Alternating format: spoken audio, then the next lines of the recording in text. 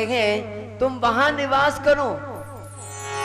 जिस घर के अंत में लड़ते हैं, सास बहू आपस में लड़ती हैं, तुम वहां निवास करो। कलयुग कहने लगा महाराज आपने जो भी स्थान बताए सारे गलत बताए। अरे एक स्थान तो ऐसो बताए दो जहां शांति से रह सकूं। उसी समय परीक्षित जी कहने लगे जाओ हम तुम्हारे लिए एक स्थान और देते हैं कि कंचनम सुभाषणम सुखदा, जाओ सोने में निवास करो। और जो सोने को नाम ले वहीं समय परीक्षित जी के सिर पे सोने का मुकुट लगा हुआ। कलयुग ने छलांग लगाई और परीक्षित जी के सिर पे विराजमान हो गया। गाय रूपी पृथ्वी में समा गई और बैल रूपी धर्म महाराज परीक्षित के हृदय में समा गए। परीक्षित जी घोड़े पे सवार हुए हैं, फिर से जंगल में शिकार खेलने चले तो उन्हें चलते चलते प्यास लगी और श्रृंगी ऋषि के आश्रम में पहुंचे। वहां सभी महात्मा लोग तपस्या कर रहे।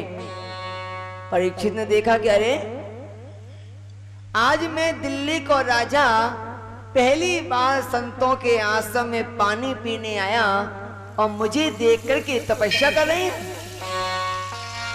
परीक्षित जी को क्रोध आया। परीक्षित जी ने अपने कमर की तलवार को निकाला और सामने देखा तो मरा हुआ तक्षक पड़ा हुआ।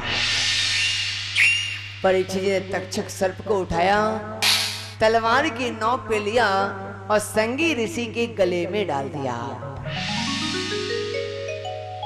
वापस घोड़े पे बैठ कर के चले तो श्रृंगी ऋषि का बालक है श्रवण ऋषि। श्रवण ऋषि का बड़ा भाई है लोमस ऋषि। वो गंगा में स्नान कर रहे हैं। छोटा भाई भाग कर के आया, कहने लगे भैया आज तो अनर्थ है गयो। अरे दिल्ली को राजा परीक्षित अपने पिताजी के गले में मरा हुआ सर्प डाल गया। लोमस ऋषि ने सुना, हाथ में जल लिया और कहने लगे परीक्षित तेने मेरे पिताजी के गले में सर्प डाला है तो जाओ मैं तुम्हें श्राप देता हूं कि आज से ठीक 7वें दिन यही तक्षक जीवित होकर के तुम्हें डसेगा और तुम्हारी मृत्यु हो जाएगी। समझने का विषय है, ये श्राप केवल परीक्षित को नहीं लगा है, ये श्राप संसार के हर जीव के लिए लगा है। हमारे लिए तुम्हारे लिए सभी के लिए श्राप लग गया। हर इंसान को 7 दिनों में मर कर के संसार से जाना है। तो एक सज्जन कहने लगे अरे पंडित जी अभी तो हम मरवे वाले ना हैं। हमने कहा भैया जी आज मरो चाहे कल मरो, लेकिन ब्रह्मा जी ने जो 7 दिन बनाए हैं सोमवार मंगलवार बुधवार गुरुवार शुक्रवार शनिवार और रविवार, इन 7 ही दिनों में हर जीव को संसार छोड़ करके जाना पड़ेगा। परीक्षित जी को श्राप लगा। परीक्षित जी वापस महलों में आए, अपने सिर के मुकुट को उतार करके रखा तो उसी समय परीक्षित जी को ज्ञान हो गया। परीक्षित जी कहने लगे अरे मैंने बहुत बड़ा पाप कर दिया, अब मेरी मुक्ति कैसे हो। एक दिन का समय परीक्षित जी ने अपने पुत्र जनमेजय का राज तिलक करने में निकाल दिया।